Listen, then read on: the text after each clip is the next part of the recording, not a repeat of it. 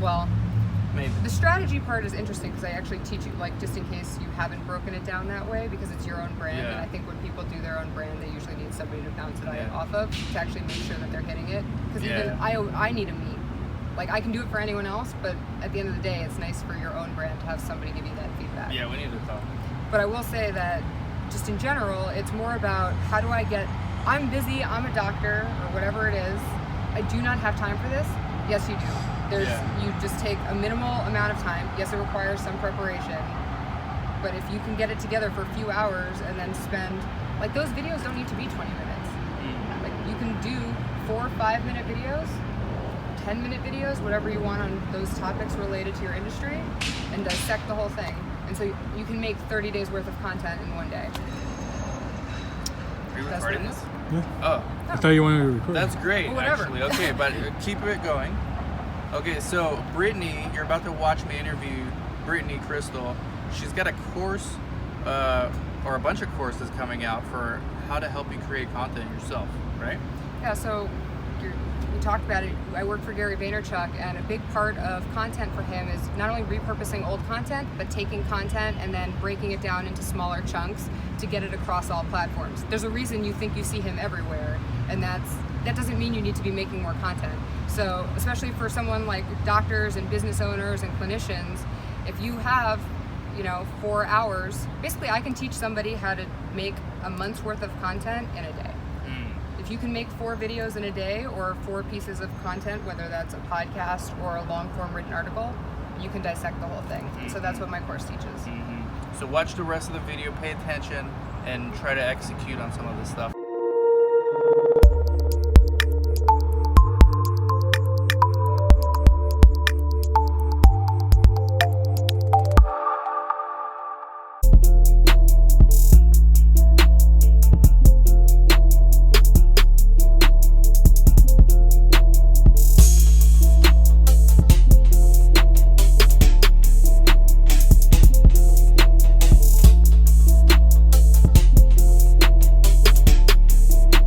Nation, welcome back to the Clinical Trials Guru.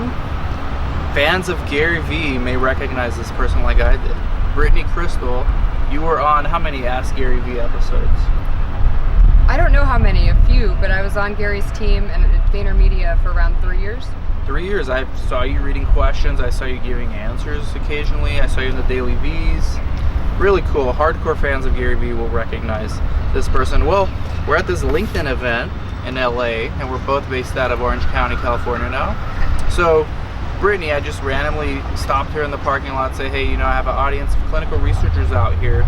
You come from like the mecca of content creation, VaynerMedia, right? Yep. And so I've been doing it, and I'm preaching to my audience that they should create content, niche down. So whatever your therapeutic indication is, if you specialize in schizophrenia, talk about, like, own that space. There's so much opportunity out there, there's no way I could possibly cover everything. I could cover the industry, and we do a little bit of Alzheimer's stuff with Monica, for those that watch the Clinical Scoop, but there's just so much, like 99% of the stuff out there is untouched so far. And Brittany, what advice do you have for them? So I'm glad we're talking. We were at this LinkedIn, Masters of LinkedIn event. I spoke on a panel here. And what's been so interesting to me, at least about LinkedIn specifically, is just how big of a space there still is. And I think this is just true online in general, especially in something like clinical research or something like medical. Because not many people are doing it, even if you're just getting started or just starting to put out content, you can really cover a lot of ground and just gain that audience. And it's not even about, fame, it's about gaining that audience to grow your business. Yeah. And niching down is just the best way possible. And we were talking before this, it's really doesn't take that much time to make content. You can really make 1 video a week and dissect it into content for an entire week, or even spreading it out longer, writing an article from it, breaking down that article into other status messages, putting certain photos up, putting it on Instagram. You can put them on LinkedIn. You can spread it on Facebook. Break that down. So let's say an oncologist in the Bronx, New York, I'm asking for a friend, does 20-minute videos every 2 weeks. Right? 20 minutes. 20-minute Skype interviews with me, right? Every 2 weeks. That's his content. What else can he do with that? I already know he could put a podcast, but what else? Of course, there's the podcast. So from that, the 20 minutes, I'm sure there are at least, so 20 minutes is probably too long to put the whole thing on LinkedIn. That lives more on YouTube, just in terms of that kind of content.